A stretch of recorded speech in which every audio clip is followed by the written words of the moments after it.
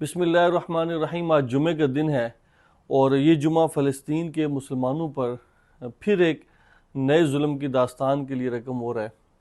فلسطین کے جو رفح بارڈر ہے وہ بارڈر مصر کے ساتھ لگتا ہے، اور مصر وہ علاقہ ہے کہ جہاں پر آپ یہ کہہ سکتے ہیں کہ دنیا کی بڑی ایک اسلامک یونیورسٹی ہے، اور مصر نے اس بارڈر کو بہت بڑی بڑی دیواروں کے ساتھ بند کیا ہوا ہے کہ کہیں وہ نہتے فلسطینی مصر میں داخل نہ ہو جائیں۔ کس قدر بدقسمتی ہے کہ ایک طرف سے اسرائیل کا ظلم و جبر ہے کہ وہ ختم ہونے کا نام نہیں لیتا، اور تقریباً 1.25 کروڑ کے قریب جو ہمارے فلسطینی ہیں وہ آئے دن مختلف مشکلات کا جو ہے نا سامنا کر رہے ہیں۔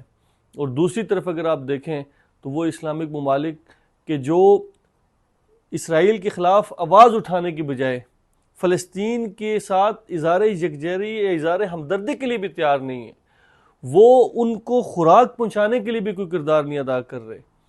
وہ فلسطین کے بیمار لوگ جو وہاں پر بمبنگ کے بعد مختلف قسم کی بیماریوں کا شکار ہو گئے، زخمی ہو گئے، ان کی ہیلپ کرنے کے لیے ہاسپٹل تک رسائی نہیں دے رہے۔ وہ ان بے گھر فلسطینی ماؤں بہنوں بچوں بزرگوں کو پناہ دینے کے لیے تیار نہیں ہے۔ مجھے بتائیے کہ کیا نبی علیہ السلام کی وہ حدیث نہیں ہے کہ مسلمان ایک جسم کی مانند ہیں؟ اگر جسم کے کسی ٹکڑے کو، جسم کے کسی حصے کو تکلیف پہنچتی ہے تو انسان لرز جاتا ہے۔ آج محمد عربی صلی اللہ علیہ وسلم کی اس امت کو گاجر اور مولی کی طرح کاٹا جا رہا ہے۔ آج بڑے بڑے ٹینکوں کے ذریعے فلسطین کے علاقوں میں داخل ہو کے اس کے آگے آنے والے بچوں کو رونگتے ہوئے ٹینک آگے گزر رہے ہیں۔ آج بڑی بڑی مشینوں کے ذریعے ان کے گھروں کو مسمار کیا جا رہا ہے۔ آج حالات یہاں تک آ گئے کہ 15 لاکھ لوگ گھاس کھانے پہ مجبور ہیں، ان کے پاس خوراک نہیں ہے۔ یقین مانیے اس سے زیادہ برے حالات ہمارے پہ کبھی بھی نہیں آئیں گے۔ آپ اگر وہاں کی ویڈیوز کو ملاحظہ کریں تو آپ کو نیند نہیں آئے گی، آپ کا سکون ختم ہو جائے گا، آپ تکلیف میں چلے جائیں گے۔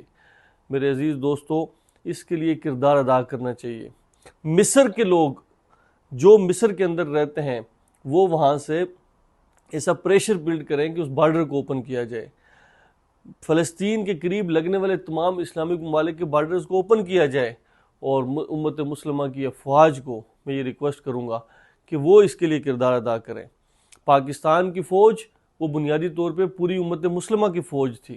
پاکستانی فوج کو ترتیب اس لیے دیا گیا تھا کہ یہ پوری امت مسلمہ کی ایک قیادت کرے گی، اور قیادت کرنے کے لیے آج اس سے بڑا موقع کوئی نہیں ہے کہ ہم نے دنیا کے دور دراز علاقوں کے اندر مسلم کنٹریز کا دفاع کیا، اس کے لیے پریکٹیکلی کردار ادا کیا۔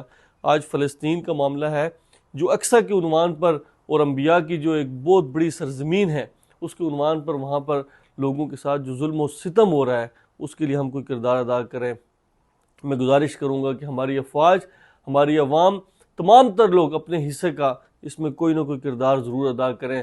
فلسطین کے عنوان پر خدا را خاموش نہ ہوں، اس سے واقف رہیں کہ وہاں پر کیا کچھ ہو رہا ہے۔ کل روز قیامت میں نے اور آپ نے اللہ کو جواب دینا ہے۔ اللہ رب العزت فلسطین کے مسلمانوں کی مدد فرمائے، ان کی نصرت فرمائے، اور اللہ مجھے اور آپ کو یہ ہمت بھی دے، سکت بھی دے، تھوڑی سی غیرت بھی دے کہ ہم اس کے لیے آواز اٹھا سکیں۔ ہمارے مسلمان حکمرانوں کو اللہ غیرت دے کہ وہ اس کے لیے سامنے آ کر اس ظلم اور جبر کو روک سکیں۔